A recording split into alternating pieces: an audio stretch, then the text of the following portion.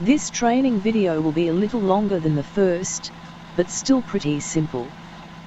We're going to cover entering pump mode, the tank valve and tank fill, accessing supply lines, connecting the rig to the hydrants and getting ready to pump. So, you've got an alarm and you've gotten the rig to the scene. Now what? Well, now the driver, who is also the pump operator, needs to get the pump going and get water or foam flowing. Here's how that is done. Once you've arrived on scene, put the rig in neutral and set the parking brake, in that order. You then have to put the rig into pump mode. To do this, watch the cursor.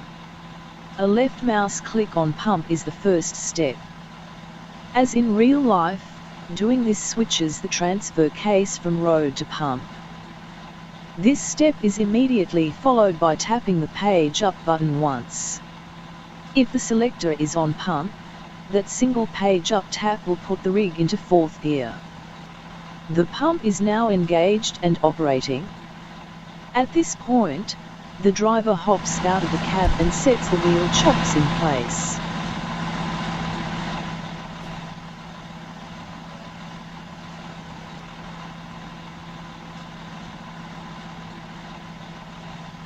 The HD tower does not have its own chocks, so you'll have to use your own set, which will be provided for you. The next step is to open the tank to pump valve, letting water flow from the rig's onboard water tank to the pump.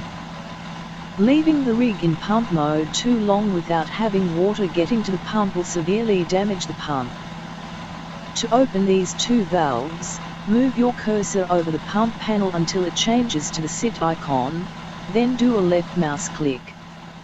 Make sure that your AO is off. Once you're seated on the pump panel, the HUD will open. On the left side of the HUD, you'll see tank valve and tank refill. Just move your cursor over each one and left mouse click. The indicator will change from red to green.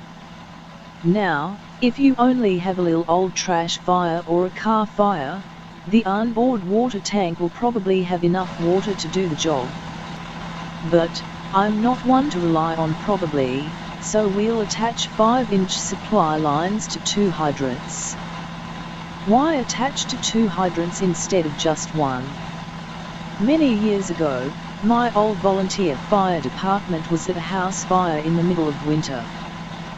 The police let the homeowner pass the roadblock and he sped to his home. His car then skidded on the ice, right into the hydrant we were drawing from. If we'd been connected to 2 hydrants, we could have continued suppression operations, though at a reduced pressure, until we got the first hydrant capped off. But, we weren't. Luckily, we were operating from our super tanker, a 2,500-gallon pumper tanker. If not for that reserve of water, our interior attack crews would have been at serious risk of losing their lives. Ever since that night, we always hooked up to 2 hydrants, unless the second one was just too far away. We also bought and carried shut-off valves that could, more or less, easily be bolted onto a broken hydrant stub to shut off the flow. Anyways, that's why we'll almost always attach to 2 hydrants. Alright, to get the 5-inch supply line, you left-click on the running board under the pump panel. When the pop-up menu appears, select Equipment, then select Hose Lines, then the first supply line on the left side of the menu. Now that you have the 5-inch supply line, you need to attach it to a 5-inch intake on the rig.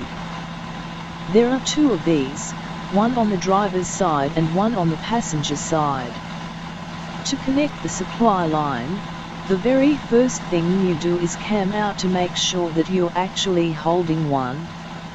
Sometimes the HD rigs get a little quirky and you have to try a couple of times to actually get the supply line.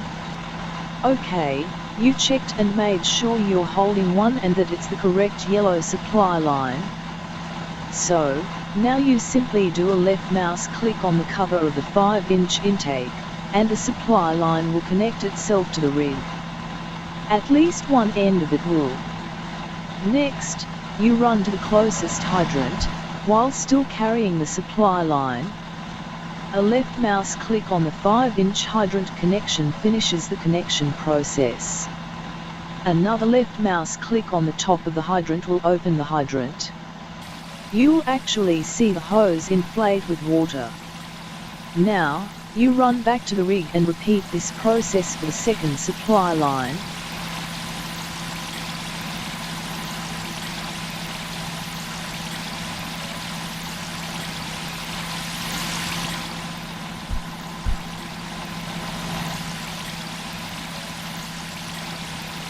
Okay, you should be ready to go at this point. But, make sure.